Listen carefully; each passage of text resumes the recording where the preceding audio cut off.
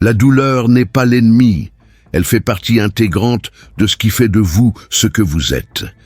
La plupart des gens pensent que la douleur est une erreur, une déviation, un problème à corriger. On croit que si la vie nous a fait souffrir, c'est que quelque chose a mal tourné.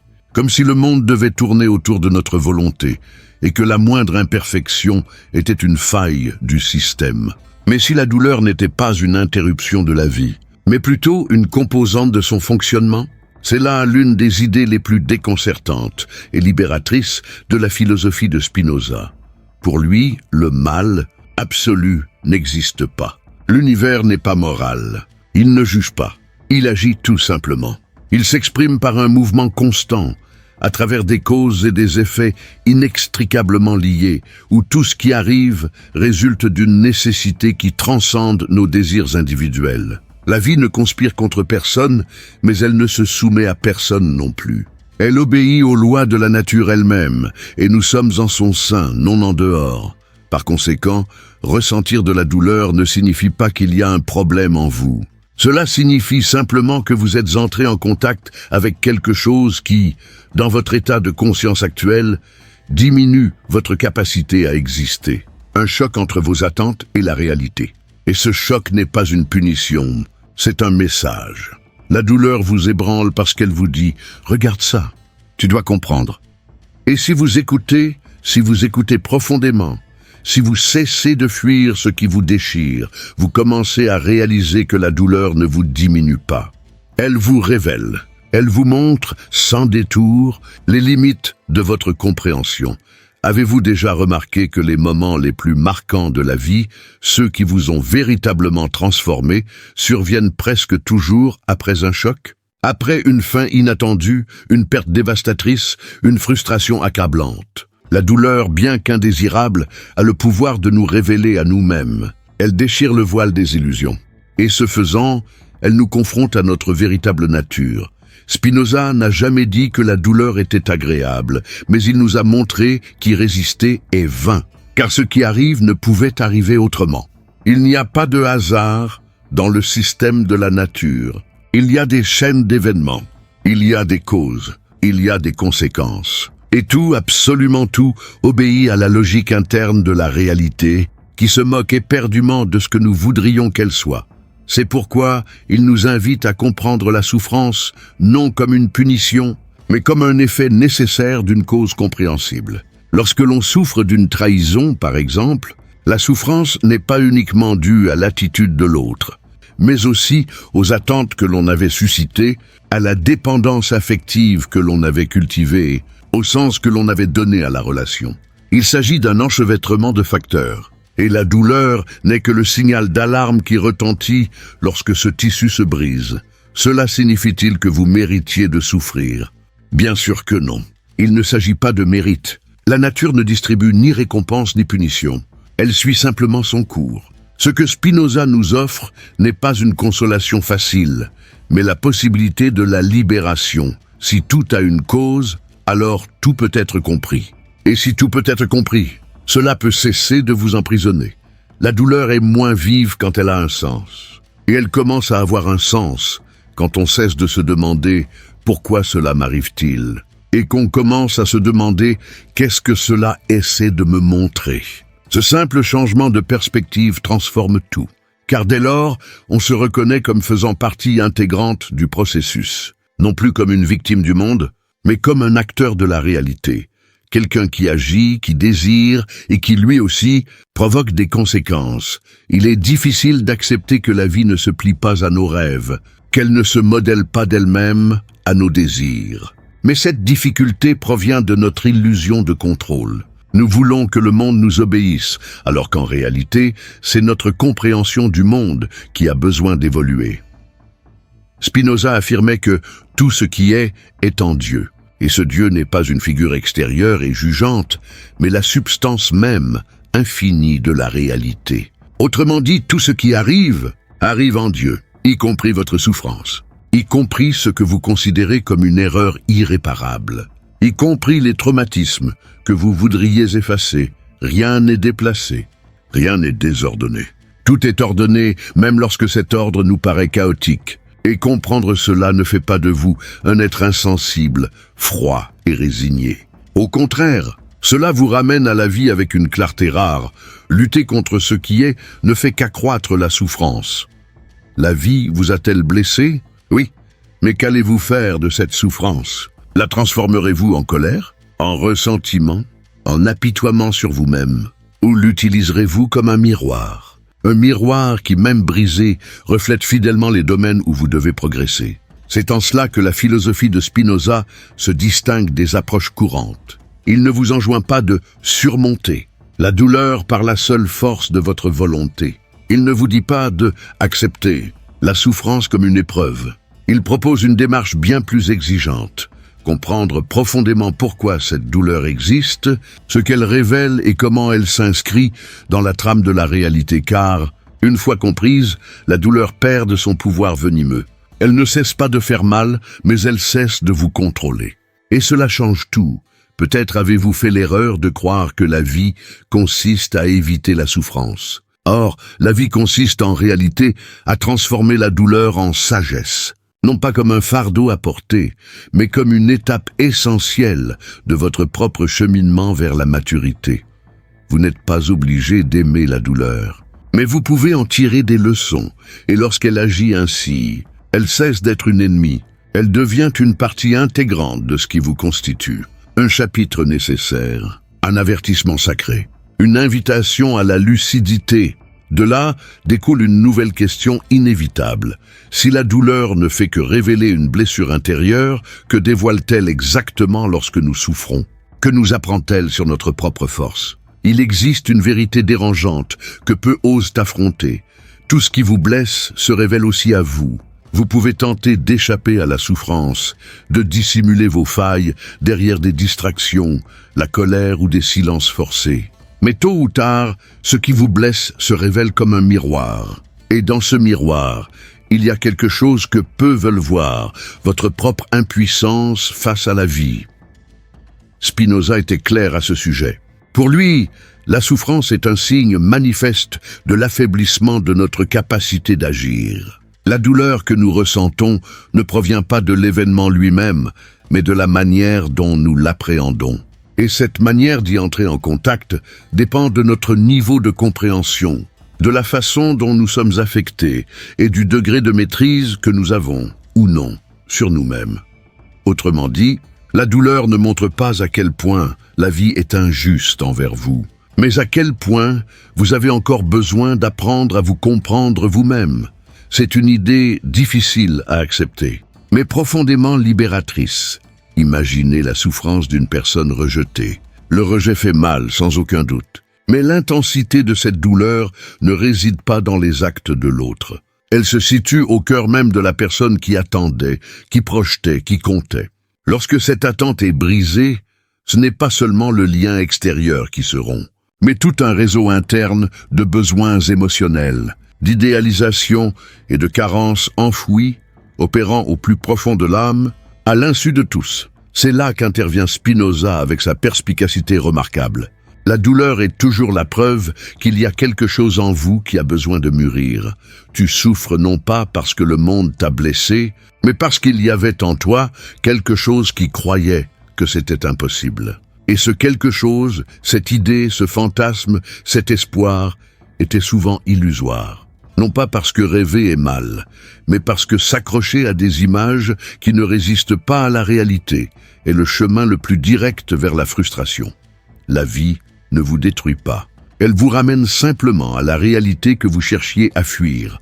Et ce terrain, qui peut paraître aride au premier abord, est en réalité le seul où se forge la véritable force. Car c'est seulement en prenant conscience des limites de sa puissance actuelle que l'on commence à discerner clairement ce qui a besoin d'être renforcé. La douleur cesse alors d'être un ennemi à éliminer et devient un diagnostic profond de l'âme. Et voici le point essentiel. La douleur n'est pas le problème. Le problème, c'est la façon dont vous la gérez. Vous pouvez vous accrocher à la souffrance, l'alimentant de culpabilité, de ressentiment et de justification. Vous pouvez vous définir par elle, en faire votre identité. Je suis comme ça parce que j'ai souffert. Je ne fais plus confiance à cause de ce qu'ils m'ont fait.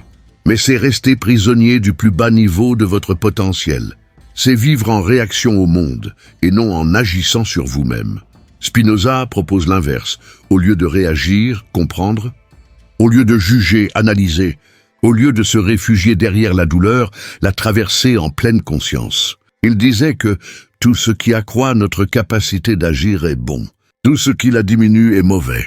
Mais cela ne signifie pas que la douleur soit nécessairement un mal absolu. Il s'agit d'une diminution momentanée, d'une perte temporaire d'énergie vitale qui, bien comprise, peut se transformer ultérieurement en un regain de force.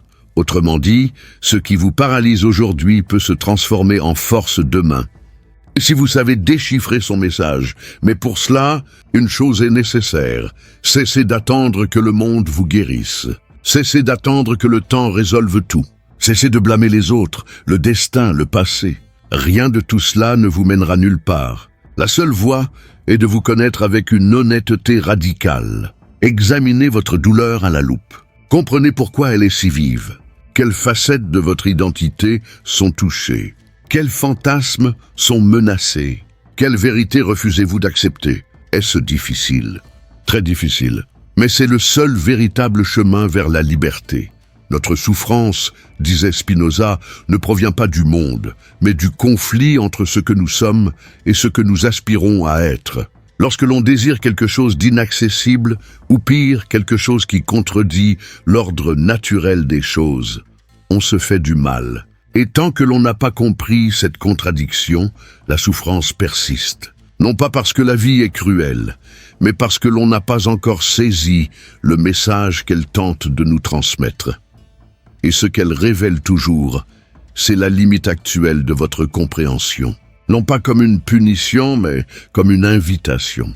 La douleur est un appel à la croissance. Elle vous force à avancer, à cesser de répéter les mêmes schémas, à abandonner des idées enfantines sur la façon dont le monde devrait être, à reconnaître que l'univers n'a pas été créé pour satisfaire vos désirs et que votre tâche n'est pas de modeler la réalité à votre ego, mais de modeler l'ego à la réalité. Et quand on fait ça, il se passe quelque chose d'extraordinaire.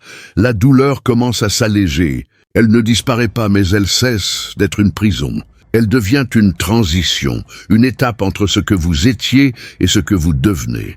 Spinoza ne vous promet pas une vie sans souffrance. Il ne vous berce pas d'illusions en vous faisant croire qu'en comprenant tout, vous cesserez de ressentir. Au contraire, il montre que la compréhension transforme le sentiment. Ce qui était chaos devient processus. Ce qui était chute devient étape. Ce qui était tragédie devient leçon. Et dans cette nouvelle perspective, la souffrance cesse de vous définir et commence à vous instruire. Ce qui te blesse te révèle, et ce qui te révèle te libère. Mais cette liberté exige du courage. Le courage de se regarder en soi, de questionner ses propres désirs, d'abandonner le rôle de victime. Car seuls ceux qui comprennent profondément leur propre souffrance sont capables de la transformer en sagesse. Et dès l'instant où vous reconnaissez que la souffrance est le visage de votre potentiel inexploité, une nouvelle possibilité se présente, celle d'agir sur vous-même avec lucidité. La douleur a révélé vos faiblesses. Se pose alors l'inévitable question: comment y faire face? Comment gérer ce qui nous échappe sans sombrer dans le ressentiment ou la passivité? Il existe un piège subtil dans lequel beaucoup tombent sans s'en rendre compte. La tentative incessante de contrôler ce qui nous échappe. Nous essayons de changer les autres, de prédire l'avenir, d'effacer le passé, de modeler le monde à notre guise. Et lorsque cela échoue, car c'est inévitable, nous nous sentons frustrés, impuissants, anéantis. Mais Spinoza nous invite à renverser la situation. Et si le problème ne résidait pas dans les circonstances, mais dans l'illusion qu'elles devraient se plier à nos attentes? Tout commence par une distinction fondamentale. Certaines choses dépendent de nous, d'autres non. Et une grande partie de notre souffrance provient précisément de la confusion entre ces deux ordres. Nous essayons de résoudre extérieurement ce qui ne peut se résoudre qu'intérieurement. Nous luttons contre les faits sans jamais nous intéresser à la cause. Pour Spinoza, la liberté ne réside pas dans la maîtrise de tout, mais dans l'action lucide que nous entreprenons sur ce qui est réellement à notre portée, c'est-à-dire notre manière de percevoir, de comprendre et de réagir aux événements.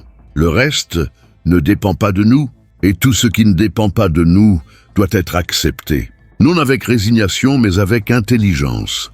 L'acceptation, en ce sens, n'est pas de la passivité, c'est de la lucidité. C'est comprendre qu'il est vain de vouloir forcer les choses, que crier contre le vent est inutile, que frapper à des portes closes ne fait que vous blesser. Accepter, c'est reconnaître la réalité telle qu'elle est et cesser d'exiger qu'elle fonctionne comme on le souhaiterait. Car elle ne fonctionnera pas ainsi. La pluie ne cessera pas parce que vous avez des projets. La mort ne vous attendra pas. On n'agit pas toujours avec équité. Le passé ne se réécrit pas. La vie ne vous demandera pas votre avis avant de suivre son cours. Tout cela est hors de votre contrôle. Et souffrir de cela n'a rien de noble, c'est inutile. Mais cela ne signifie pas que tout est perdu. Bien au contraire, Spinoza nous montre qu'il existe un territoire sacré où notre pouvoir est réel, celui de la compréhension. Vous ne pouvez peut-être pas contrôler les événements, mais vous pouvez en comprendre le sens. Vous ne pouvez peut-être pas contrôler le comportement d'autrui, mais vous pouvez décider de votre propre réaction. Vous ne pouvez peut-être pas contrôler le temps, mais vous pouvez utiliser celui dont vous disposez avec sagesse. Et ça change tout. Car dès l'instant où l'on cesse de lutter contre le monde et que l'on commence à travailler sur soi-même, ce qui semblait une prison se transforme en laboratoire. Chaque expérience devient matière première, chaque frustration donnée, chaque douleur clé. Et l'on commence à vivre non plus en réagissant au hasard, mais en agissant avec un but précis. C'est pourquoi Spinoza conçoit la liberté non comme l'absence de restrictions, mais comme la compréhension des causes qui nous affectent. On n'est libre que dans ce que l'on comprend. Et l'on ne peut agir véritablement que dans ce qui relève de notre entendement. Quand on ne comprend pas ce que l'on ressent, on est prisonnier de ses émotions. Quand on ne comprend pas pourquoi on souffre, on est victime des circonstances. Mais quand on commence à analyser, à questionner, à étudier ses propres réactions, on découvre de petits leviers d'action, de petits espaces de choix. Et c'est dans ces espaces que naît la liberté. Bien sûr, cela demande des efforts. Il est bien plus facile de blâmer le monde que de se remettre en question. Il est plus confortable de dire que tout va mal, que de reconnaître que l'on s'obstine à agir d'une manière qui ne fonctionne plus.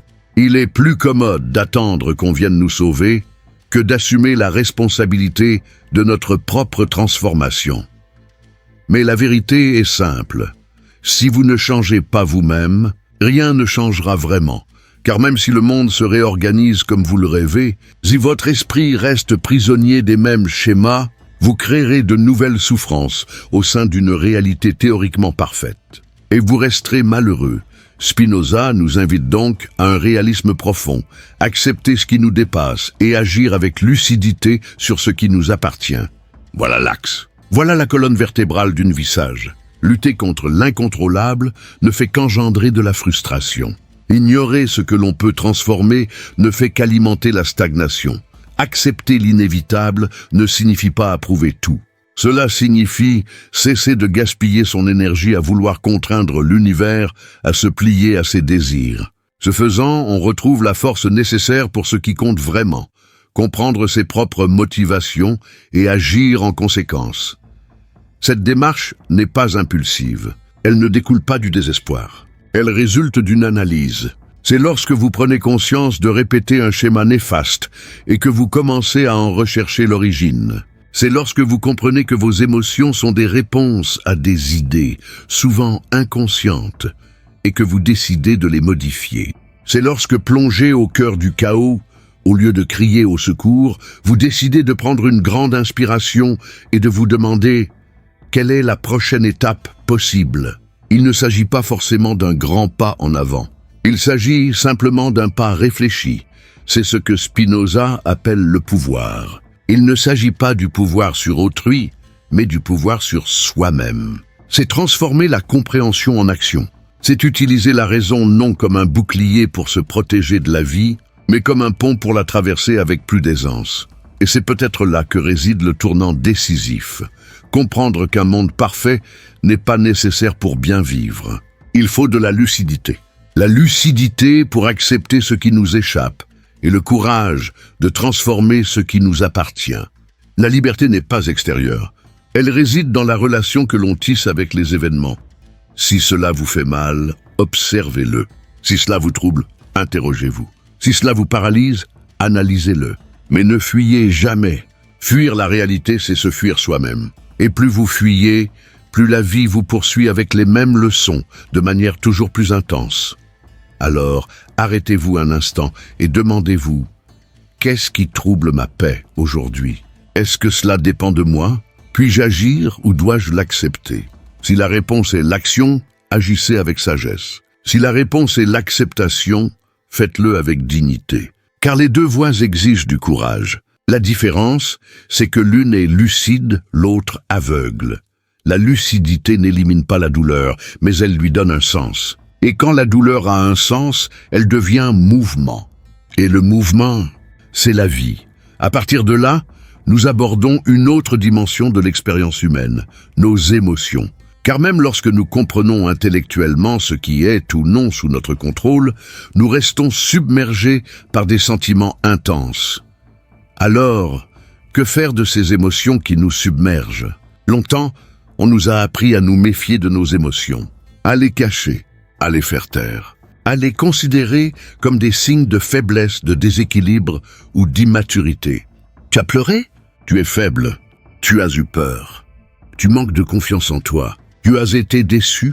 Tu étais naïf. Mais ce refoulement n'élimine pas ce que nous ressentons. Il ne fait que déformer, supprimer et transformer ces émotions en ombres qui, plus tard, nous dominent sournoisement.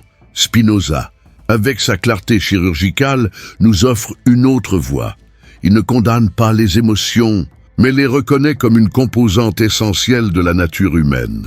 Plus encore, il nous montre quels sont les effets de cause compréhensibles. Autrement dit, les émotions n'apparaissent pas ex nihilo.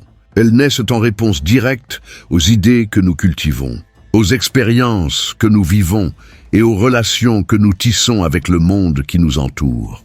Pour Spinoza, une émotion n'est donc jamais fortuite. Elle révèle toujours quelque chose. Elle porte toujours un code, une information. Et si l'on apprend à déchiffrer ce code, notre vie change. La tristesse, par exemple, n'est pas seulement une douleur. C'est le signe d'une perte, réelle ou symbolique. Elle indique la disparition de quelque chose qui vous était cher, une personne, une idée, un avenir que vous aviez imaginé. La tristesse révèle un décalage entre vos attentes et la réalité. En écoutant attentivement cette émotion, vous pouvez en comprendre la cause profonde et agir en conséquence. La peur a aussi son message. Elle indique qu'un élément inconnu ou mal compris menace votre stabilité. Elle révèle que vous vous trouvez en terrain miné, où votre capacité d'action est compromise. Mais la peur, analysée objectivement, devient un excellent indicateur. Elle met en lumière vos angles morts, les zones d'ombre où règne encore votre ignorance. Et c'est précisément là que réside l'opportunité de progresser. La colère, quant à elle, naît généralement d'un sentiment d'injustice ou d'impuissance face à ce qui échappe à notre contrôle. Mais combien de fois cette colère dissimule-t-elle une frustration plus profonde? Combien de fois masque-t-elle la peur d'être perçue comme vulnérable? Spinoza nous enseigne que la colère est une réaction courante, mais qu'elle est rarement à l'origine du problème. Presque toujours, elle est une conséquence d'une souffrance non résolue. En comprenant cela, nous commençons à réaliser que les émotions ne sont pas le problème. Le problème est de ne pas savoir ce qu'elles signifient.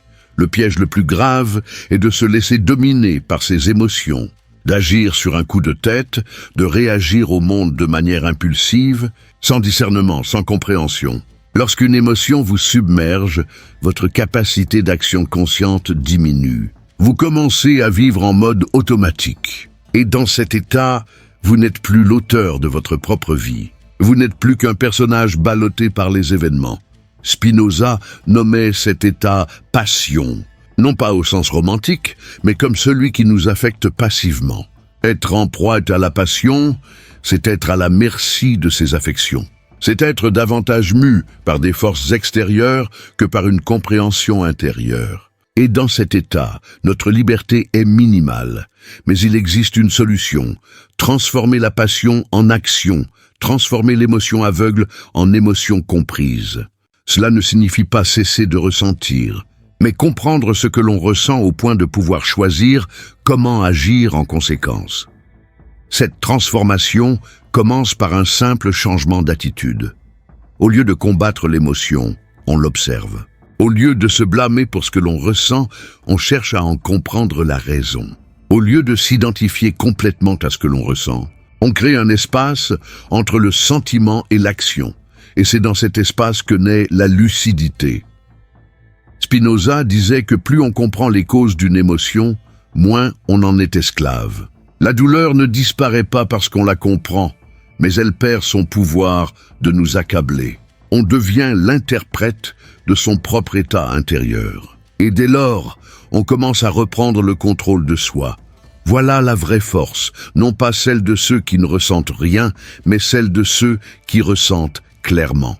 Non pas la force de ceux qui nient leurs émotions, mais celle de ceux qui savent ce que chacune d'elles nous enseigne. Car chaque émotion est une carte qui pointe vers l'intérieur, une carte qui indique où se trouvent les nœuds qu'il vous reste à dénouer, les désirs que vous n'avez pas encore compris, les schémas que vous répétez sans vous en rendre compte. Et plus vous lirez cette carte, plus vous vous sentirez libre. Car alors, vous commencez à comprendre, par exemple, que votre tristesse récurrente est peut-être liée à un mode de vie qui ne vous convient plus. Que votre peur constante indique peut-être la nécessité de mieux vous préparer à l'inconnu. Que votre colère révèle peut-être une incohérence entre ce que vous prônez et ce que vous acceptez en silence. Cette lecture est libératrice, mais elle exige du courage. Car ce que révèlent les émotions n'est pas toujours agréable. Parfois, elles mettent au jour des vérités dérangeantes. Elles révèlent vos incohérences, vos moments d'auto-sabotage, vos attentes trop élevées envers les autres et trop faibles envers vous-même. Mais c'est précisément pour cela qu'elles sont si précieuses, parce qu'elles révèlent la vérité que l'esprit tente de dissimuler. Voici l'une des plus grandes leçons de Spinoza. Ne luttez pas contre vos émotions, mais éclairez-les. Car plus vous comprenez ce que vous ressentez, plus vous maîtrisez vos actions. Et plus vous exercez un contrôle conscient sur vous-même, plus vous gagnez en liberté, même face aux difficultés. Il ne s'agit pas de devenir un robot, mais de cesser d'être prisonnier de ses émotions. Les émotions sont toujours présentes, mais on apprend à les écouter sans se laisser submerger. On apprend à en tirer de la sagesse, au lieu de se laisser abattre. Vous n'êtes pas votre émotion. Vous êtes celui ou celle qui interprète cette émotion et choisit la position que vous adoptez par rapport à elle. Et quand cela arrive, on commence à percevoir un changement subtil, mais radical, dans notre façon d'appréhender la vie. Les crises nous paralysent moins. Les conflits nous terrassent moins violemment. Les pertes ne nous consument plus comme avant, car on n'essaie plus d'éteindre le feu par un autre feu. On a appris à aborder sa douleur avec une lumière nouvelle, et cela change tout. À partir de là, on aborde une autre dimension de l'expérience humaine, l'acceptation active de la réalité. La capacité non seulement d'endurer ce qui arrive, mais aussi de trouver un sens même dans la souffrance. Et c'est ce qui nous conduit à l'étape suivante de ce cheminement, l'art d'aimer ce qui est. Non pas par résignation, mais par libération. Il y a une résistance presque instinctive à l'idée d'aimer ce qui est. Comment aimer ce qui est? Comment aimer la perte? Comment aimer le rejet, le chagrin, l'échec? Comment regarder ce qui nous fait souffrir et dire « oui, j'accepte cela ». L'esprit hurle, le cœur se rétracte, car nous avons appris qu'accepter, c'est renoncer. Qu'aimer la réalité, c'est se conformer à ce qui nous fait souffrir. Mais Spinoza, une fois de plus, nous montre une autre perspective. L'acceptation n'est pas la résignation, c'est la compréhension à son plus haut niveau. Aimer ce qui est ne signifie pas apprécier tout ce qui arrive. Cela signifie comprendre que tout ce qui arrive est nécessaire, que l'univers ne fait pas d'erreur, que rien n'est anormal, que ce que vous avez vécu, même ce qui vous a blessé, n'aurait pu se produire que de cette façon, à ce moment précis, avec ces personnes et avec ses conséquences. Car tout obéit à une chaîne de causes. Rien n'échappe à l'ordre de la nature. Et quand on comprend cela, quelque chose se brise en soi, quelque chose qui n'avait plus de raison d'être, l'idée que la vie doit s'adapter à nos désirs, et que le monde doit nous offrir exactement ce que nous attendons, que tout ce qui s'écarte de notre scénario personnel est injuste. Spinoza nous invite à abandonner cette vision infantile de l'existence. Par sa philosophie à la fois ferme et sereine, il nous amène à reconnaître que la liberté ne consiste pas à changer le monde, mais à s'y harmoniser. Et cette harmonie n'est possible que lorsqu'on comprend la structure des événements, au lieu de les combattre. Cela ne signifie pas passivité, encore moins indifférence. Cela signifie lucidité. Cela signifie cesser de s'acharner et commencer à entrevoir une issue. Aimer ce qui est, ce n'est pas dire que tout est merveilleux, c'est dire que tout est compréhensible. Et cette compréhension est en soi une forme d'amour. Spinoza va plus loin et affirme que l'amour intellectuel pour Dieu est la joie suprême. Mais son Dieu n'est pas une figure extérieure qui punit ou récompense. Dieu chez Spinoza est la nature elle-même. Il est le tout. Il est la réalité dans son expression infinie. Aimer Dieu, par conséquent, c'est aimer la réalité. C'est aimer la vie telle qu'elle se manifeste, avec ses joies et ses peines, ses courbes et ses ruptures, ses flux et ses imperfections apparentes. C'est un amour sans attente, sans exigence, sans attente. Un amour qui naît de la compréhension que tout fait partie d'un ordre plus vaste, un ordre qui ne tourne pas autour de vous, mais qui vous inclut. Mais attention, cela ne signifie pas qu'il faille accepter les abus, les injustices, ou rester dans des situations destructrices. Aimer ce qui est ne vous rend pas passif face à une souffrance évitable. Au contraire, cela vous donne les outils pour agir avec plus de lucidité et moins de colère. Car lorsque vous comprenez que ce qui vous entoure est le résultat d'une chaîne de causes, vous ne perdez pas de temps à juger ou à vous rebeller. Vous allez droit au but. Que puis-je faire maintenant avec ce que j'ai dans l'état actuel des choses ? Voilà le genre d'amour qui libère, car il n'est pas conditionné par les résultats. Nul besoin que tout soit parfait pour exister. Il ne dépend ni de l'autre, ni des circonstances, ni du passé. C'est un amour qui s'ancre dans le présent, dans l'acceptation active de ce qui est, et dans la ferme volonté de transformer ce qui est possible à partir de ce moment. Aimer ce qui est, en ce sens, est l'opposé du déni. C'est regarder la douleur en face et dire « je te vois ». C'est regarder le passé et dire « c'est arrivé et c'est normal ». C'est regarder ce qui manque et réaliser que cela aussi fait partie de l'expérience. Et surtout, c'est se regarder soi-même avec tous ses défauts, ses peurs et ses problèmes non résolus et dire « je m'accepte tel que je suis ». Cette acceptation ne paralyse pas, elle propulse. Car ceux qui s'aiment tels qu'ils sont ne sont plus prisonniers de ce qu'ils voudraient qu'ils soient. Et dans ce mouvement, toute l'énergie auparavant dépensée à résister se transforme en présence, en puissance, en action lucide. On commence alors à comprendre, par exemple, que la fin d'une relation n'est pas la fin de la vie, mais la fin d'un cycle nécessaire qui ouvre la voie à d'autres facettes de soi-même. Qu'une grave erreur ne définit pas notre essence, elle révèle simplement tout ce qu'il nous reste à apprendre. Que la douleur de la perte ne détruit pas l'amour, elle en révèle la profondeur. Tout cela n'est possible que lorsqu'on abandonne l'illusion du contrôle et qu'on s'accepte tel qu'il est au cours de la vie. Et c'est alors qu'apparaît quelque chose de rare, une paix sans garantie, une paix qui ne dépend pas du bon déroulement des événements, une paix qui naît de la reconnaissance que vivre, c'est naviguer sur un océan que l'on ne maîtrise pas, mais que l'on peut apprendre à comprendre.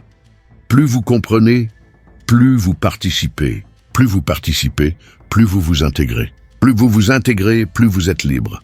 Car vous ne vivez plus comme quelqu'un qui attend que la vie se plie à sa volonté, mais comme quelqu'un qui plie sa volonté à la vérité de la vie. Voilà l'amour que propose Spinoza. Un amour qui ne romantise pas la souffrance, mais ne la rejette pas non plus. Un amour qui n'idéalise pas la réalité, mais ne la combat pas non plus. Un amour qui dit « Oui, la vie est ainsi ». Et parce qu'elle est ainsi, elle mérite d'être comprise. Et parce qu'elle est comprise, elle peut être aimée. Et quand on s'aime tel qu'on est, quelque chose se réorganise en soi. On cesse de se percevoir comme une victime. On cesse de blâmer les autres. On cesse de lutter contre le temps, contre les faits, contre ses propres sentiments. On trouve la paix. Et cette paix intérieure est le fondement de toute véritable transformation. Mais ne vous y trompez pas, s'aimer tel que l'on est ne signifie pas s'arrêter. Cela signifie partir du bon pied. Cela signifie reconnaître que le monde extérieur n'a pas besoin de changer pour que vous trouviez un sens à votre vie. Ce qui doit changer, c'est votre rapport au monde. Et peut-être à ce stade, une question naturelle se pose-t-elle. Si je peux aimer même la douleur, suis-je alors plus grand qu'elle? Suis-je quelque chose au-delà de ce que je ressens? Cette question nous amène à l'étape suivante de ce parcours. Comprendre que vous n'êtes pas ce que vous ressentez maintenant, mais le pouvoir de le transformer. Quand on touche le fond, tout semble définitif. La douleur s'installe comme une identité. La tristesse s'accroche à la peau comme une part intégrante de soi. La peur résonne avec force, le découragement domine, et chaque émotion négative semble porter un message subtil et cruel. Tu es cela, tu es la douleur que tu ressens. Tu es l'échec, la perte, le traumatisme. Mais Spinoza, avec une lucidité qui transcende les siècles, nous montre que cette voix se trompe. Vous n'êtes pas ce que vous ressentez maintenant. Vous avez le pouvoir de le transformer. Bien sûr, les émotions existent. Bien sûr, elles semblent parfois insupportables.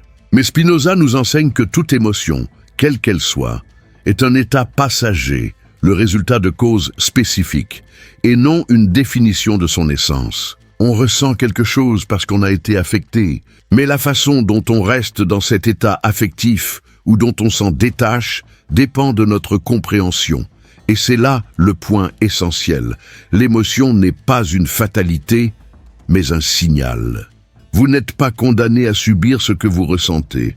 Vous pouvez agir en conséquence. Vous pouvez l'analyser, reformuler l'idée qui l'a engendrée, trouver de nouvelles façons de réagir. Ainsi, vous passez du statut d'otage de votre propre souffrance à celui d'acteur de votre propre transformation. Spinoza affirmait que l'essence de l'être humain est le conatus, l'effort de persévérer dans son être. Cet effort n'est pas seulement une question de survie, mais d'évolution. Vous n'êtes pas ici pour simplement endurer la souffrance. Vous êtes ici pour la transformer en compréhension, pour en extraire une impulsion, une direction, un nouveau choix. Mais cela exige quelque chose que peu sont prêts à cultiver, la responsabilité de son propre état intérieur. Car tant que vous croyez être ce que vous ressentez, vous êtes paralysé. Vous vous sentez triste. Vous pensez être une personne triste. Vous avez échoué. Vous pensez être un raté. Vous êtes en colère. Vous pensez être une personne difficile et amère. Mais rien de tout cela n'est immuable. Rien de tout cela ne vous définit. Ce ne sont que des états temporaires. Et les états temporaires ne définissent pas votre essence. Ils indiquent seulement où se porte votre attention, votre compréhension, votre perception de la vie à cet instant précis. Vous pouvez changer cela. Et pas par magie, ni par de vaines phrases de motivation, mais par la voie la plus profonde et la plus puissante qui soit, la voie de la compréhension. Chaque fois que vous comprenez quelque chose en profondeur, vous évoluez, vous vous repositionnez, vous transformez votre rapport à ce qui vous dominait auparavant. Et lorsque ce rapport change, l'émotion change aussi. La tristesse peut faire place à la sérénité. La peur peut céder la place à une prudence lucide. La colère peut se muer en force organisée. L'impuissance peut se transformer en action concrète. C'est pourquoi Spinoza insistait tant sur l'idée que la liberté humaine réside dans la raison. Non pas au sens d'une froideur émotionnelle, mais au sens de la clarté. On ne peut être libre que face à ce que l'on comprend. Imaginez-vous dans une pièce sombre, trébuchant sur tout. Chaque meuble devient un obstacle. Chaque pas est risqué. Mais lorsque vous allumez la lumière, les meubles restent à leur place. Seulement, vous pouvez désormais les voir. Vous pouvez vous déplacer, vous orienter, marcher. La lumière ne change pas la réalité. Elle change votre rapport à elle. Et cela suffit pour vous libérer de ce sentiment de chaos et commencer à instaurer un nouvel ordre. Voilà comment la conscience interagit avec les émotions. La douleur persiste, mais en la comprenant, elle cesse d'être un labyrinthe et devient une carte. Mais pour cela, il faut accepter que les émotions difficiles ne disparaîtront pas par le déni. Faire comme si de rien n'était n'y changera rien. Se distraire pour oublier ne servira à rien. Ce que vous fuyez aujourd'hui vous hantera demain. Et ce que vous ignorez grandira dans l'ombre. Le seul véritable moyen de se libérer d'une émotion est de la regarder avec le regard de quelqu'un qui cherche à comprendre. Pourquoi cela me touche-t-il autant? Quelle idée se cache derrière ce sentiment? Quelle image ai-je créée de la vie des gens, de moi-même, qui est aujourd'hui menacée? Posées avec sincérité, ces questions agissent comme des clés. Elles ouvrent des portes en vous. Et derrière ces portes, un choix s'offre toujours à vous. Vous pouvez continuer à nourrir la même idée ou renouveler votre vision. Vous pouvez répéter le même schéma ou emprunter une nouvelle voie. Vous pouvez continuer à vous définir ou vous pouvez vous souvenir qu'au-delà de toute émotion, vous possédez le pouvoir d'agir. Cela ne signifie pas que vous deviendrez insensible à la souffrance. Cela signifie que la souffrance cesse d'être au centre de votre vie. Elle cesse d'être votre identité. Elle devient simplement un phénomène parmi d'autres, dans une vie qui continue d'avancer. Et ce mouvement est la marque de la liberté. Non pas la liberté d'être toujours heureux, mais la liberté de ne pas se laisser réduire à ses émotions. Se souvenir, même dans les moments les plus sombres, que l'on n'est pas figé dans l'instant, que l'on est un être en devenir, que notre conscience s'éveille, que notre compréhension s'approfondit, et que chaque pas vers la clarté est un pas de moins vers la souffrance aveugle. Vous n'êtes ni votre douleur, ni votre histoire, ni l'erreur que vous avez commise. Vous êtes l'effort silencieux pour devenir quelqu'un qui comprend tout cela et qui, par cette compréhension, se transforme. En comprenant cela, on commence à percevoir la souffrance différemment. Elle cesse d'être un fardeau absolu et devient une étape transitoire du cheminement. On cesse de s'identifier à ce que l'on ressent et on commence à s'identifier à ce que l'on peut accomplir à partir de là. Voilà le vrai pouvoir. Agir au cœur même de la douleur sans se laisser dominer par elle. Non pas en faisant semblant de ne pas souffrir, mais en choisissant de la traverser. En respectant son histoire, sans pour autant s'y soumettre. Et à ce moment-là, vous pourriez réaliser quelque chose de surprenant. Même ce qui vous a fait souffrir vous préparait. Cela vous montrait ce que vous aviez encore besoin de voir. Cela vous poussait à sortir de votre zone de confort, une zone qui ne vous était plus utile. Cela révélait des aspects de vous-même que vous aviez oubliés ou que vous n'aviez jamais connus. Tu es bien plus que ce que tu ressens en ce moment. Tu es le mouvement qui peut transformer cela. Et quand on comprend cela, la question change. Elle n'est plus « Pourquoi cela m'arrive-t-il ?» mais « Que puis-je devenir grâce à cela ?» Cette question ouvre la voie à une autre perspective.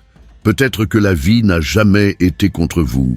Peut-être qu'elle vous appelait simplement à évoluer. Et même lorsqu'elle vous faisait souffrir ou lorsqu'elle semblait vous déchirer de l'intérieur, elle vous invitait toujours à la clarté. C'est pourquoi la dernière étape de ce cheminement doit transcender la douleur. Car maintenant que vous avez compris, accepté, analysé et reconnu votre propre force, arrive le tournant décisif. Comprendre que la vie ne fait pas d'erreur avec vous. Elle agit, tout simplement. Et chaque événement, même les plus difficiles, peut alimenter votre croissance. Face à la souffrance, il est fréquent d'entendre cette question. Pourquoi cela m'arrive-t-il? Et elle est presque toujours empreinte de ressentiment, d'incrédulité, d'une lamentation silencieuse qui tente de donner un sens à la douleur. Mais peut-être que cette question est inversée. Peut-être que la question plus profonde n'est pas « Pourquoi la vie m'a-t-elle fait ça ?» mais plutôt « Qu'est-ce que la vie essayait de me montrer à travers cela ?» Spinoza nous rappelle que l'univers est dépourvu d'intentions personnelles. La nature ne nous punit pas, ne nous met pas à l'épreuve, ne nous récompense pas. Elle agit, tout simplement. Chaque événement résulte d'une chaîne de causes antérieures. Tout ce qui arrive arrive parce qu'il ne saurait en être autrement, compte tenu des circonstances. Il n'y a pas d'erreur. Il y a une chaîne d'événements, Il y a la nécessité.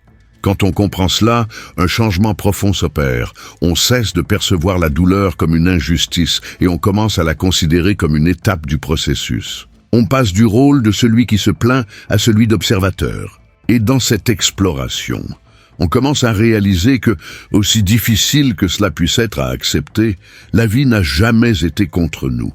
Ni quand elle nous a fait souffrir, ni quand elle nous a laissés seuls, ni quand elle nous a frustrés, elle a simplement suivi son chemin. Et dans ce chemin, vous étiez invités à évoluer. Même si l'on vous poussait à bout, même si vous résistiez, même si vous criez en cours de route. Car la croissance, presque toujours, n'est pas confortable. Elle est exigeante. Elle déconstruit les structures. Elle déconstruit l'image idéalisée que vous aviez de vous-même et des autres. Elle brise les illusions. Mais ce faisant, elle vous offre la possibilité de vous reconstruire avec plus de lucidité. La douleur, en ce sens, n'est pas la destruction de votre vie, mais celle de ce qui ne vous servait plus, de ce qui était insuffisant pour la prochaine étape de votre vie, de ce que vous aviez peut-être peur de lâcher prise, mais que la vie, par sa force silencieuse, a décidé d'emporter pour que vous puissiez aller de l'avant. Spinoza nous invite à considérer les événements non comme des tragédies isolées, mais comme des éléments d'un ordre plus vaste. Un ordre qui ne tourne pas autour de nous, mais qui nous inclut. Et dans ce sentiment d'appartenance à la réalité, tout ce qui nous arrive peut être intégré comme un apprentissage, y compris ce qui nous déchire. Oui, parfois la douleur est si intense qu'il semble impossible de continuer. Mais en y regardant de plus près, on réalise que la douleur recèle aussi une force mystérieuse. Une force qui nous ramène à l'instant présent, qui nous oblige à regarder le moment présent. Elle nous éloigne des distractions et nous met face à l'essentiel. La douleur, lorsqu'on la comprend, réveille ce qui était dormant. Elle brise l'orgueil. Elle révèle ce qui était caché. Elle fait taire l'arrogance de la certitude et ouvre la voie à une croissance humble, authentique et profonde. C'est pourquoi tant de personnes ne changent véritablement qu'après une épreuve. Car c'est là, au plus profond d'elles-mêmes, quand tout semblait perdu, que quelque chose de vrai a enfin vu le jour. Et ce n'est pas un hasard. C'est structurel. La vie ne vous a pas abandonné lorsque cette relation s'est terminée. Elle vous a simplement montré que vous ne correspondiez plus à cette version de vous-même. La vie ne vous a pas abandonné lorsque vous avez perdu cet emploi. Elle vous a simplement arraché à votre zone de confort. La vie ne vous a pas abandonné lorsque le diagnostic est tombé, lorsque la faillite est survenue, lorsque l'abandon vous a frappé de plein fouet. Elle vous a simplement présenté une nouvelle réalité, et avec elle, une nouvelle version de vous-même, qui ne pouvait émerger qu'à ce moment charnière. Vous n'avez peut-être pas choisi ce qui s'est passé, mais vous pouvez maintenant choisir ce que vous allez en faire, et c'est dans ce choix que réside toute votre liberté. Vous pouvez vous servir de l'événement comme prétexte pour vous replier sur vous-même, vous isoler, vous cacher. Ou vous pouvez l'utiliser comme un terreau fertile pour reconstruire votre conscience, votre force, votre place dans le monde. La vie vous met à rude épreuve, certes, mais jamais en vain. Elle vous met à rude épreuve pour mieux vous ouvrir. Elle vous détruit pour mieux vous épanouir. Elle vous refuse ce que vous désirez pour vous donner ce dont vous avez besoin. Spinoza nous montre que tout ce qui existe a sa raison d'être. Par conséquent, tout ce qui arrive recèle un sens, même si celui-ci n'est pas immédiatement évident. Le défi consiste à apprendre à voir, à aiguiser notre regard pour percevoir ce qui se cache derrière les apparences, à faire taire le désespoir et à écouter le message que l'événement tente de transmettre. Ce n'est pas facile, mais c'est possible. Et plus que possible, c'est nécessaire, car la souffrance absurde nous paralyse. Mais la souffrance comprise nous fait avancer. Et c'est pourquoi, au terme de ce parcours, la question la plus honnête n'est peut-être pas « Pourquoi cela s'est-il produit ?», mais plutôt « Qui suis-je en train de devenir ?» Cette question vous sort de la paralysie. Elle vous met en mouvement. Elle vous oblige à vous repositionner dans la vie, non plus comme quelqu'un qui attend que le soulagement vienne de l'extérieur, mais comme quelqu'un qui construit du sens à partir de ce qu'il possède, de ce qu'il vit, de ce qu'il est.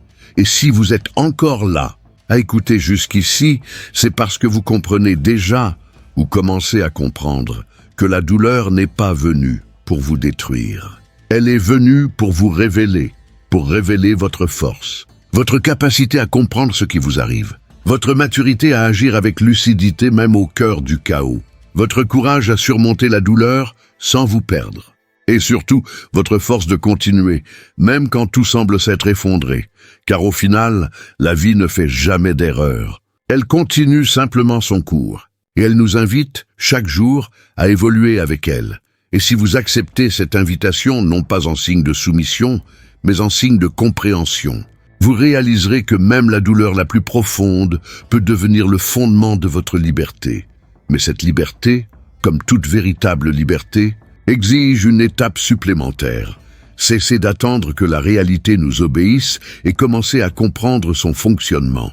Ce n'est qu'alors que l'on pourra cheminer avec elle, et non contre elle.